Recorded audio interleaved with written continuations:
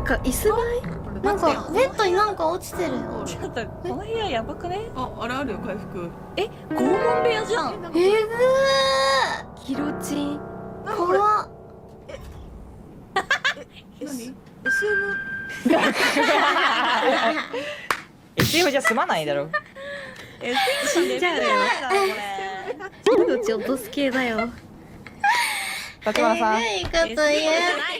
もうえぐい笑い方してるって。怖いよも SM じゃないよこれ。尋問部屋だよ普通の。でもベッドあったよ先輩。ベッドはあったかそんな。拷問部屋ですよあれは。ごめんやか。そうだよ。やかいよな。